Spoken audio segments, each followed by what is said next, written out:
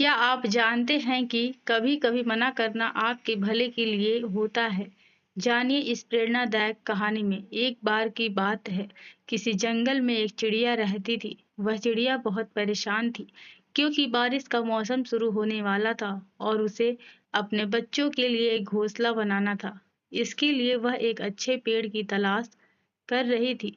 एक दिन जब वह पेड़ की तलाश में जंगल से गुजर रही थी, तो उसे नदी के किनारे दो पेड़ दिखाई दिए। वह पहले पेड़ के पास जाती है और कहती है, अरे पेड़, तुम्हें पता है कि बारिश का मौसम आने वाला है। क्या मैं तुम्हारी टहनियों पर अपने बच्चों के लिए घोंसला बना सकती हूँ? पहले पेड़ ने उसे घोंसला बनाने के लिए मना कर दिया। फिर वह चिड़िया दूसरे पेड़ के पास जाती है और उसे भी विनम्रता से पूछती है, क्या मैं तुम्हारी टहनियों पर अपने बच्चों के लिए घोंसला बना सकती हूँ? दूसरा पेड़ उसे खुशी खुशी हाँ कह देता है। तब चिड़िया खुशी खुशी अपने बच्चों के लिए उस दूसरे पेड़ पर घोंसला बनाने लगती है। कुछ समय बाद जब बरसात का मौसम शुरू होता है तो बहुत तेज बारिश होती है। बारिश के कारण सामने वाली नदी का जल स्तर बढ़ जाता है और पहला पेड़ जड़ से उखड़कर नदी में बह जाता है।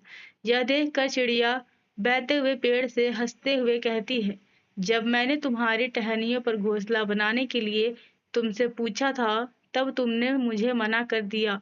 आज तुम्हें तुम्हारे उसी रूठे स्वभाव का फल मिल रहा है। तब पहले पेड़ ने मुस्कुराते हुए चिड़िया से कहा, मैं जानता था कि मेरी जड़ें बहुत कमजोर हो चुकी है और मैं इस साल बारिश में नहीं टिक पाऊंगा। मैं तुम्हारे और तुम्हारे बच्चों की जान को खतरे में नहीं डालना चाहता था, इसलिए मैंने तुम्हें उस दिन मना कर दिया था।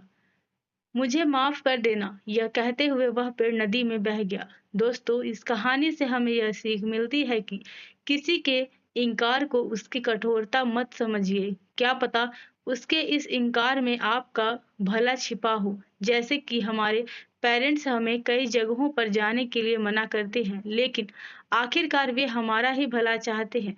इसलिए हम यह नहीं समझते कि कौन किस परिस्थिति में है, बस हम उसे बाहर से ही जज करना शुरू कर देते हैं।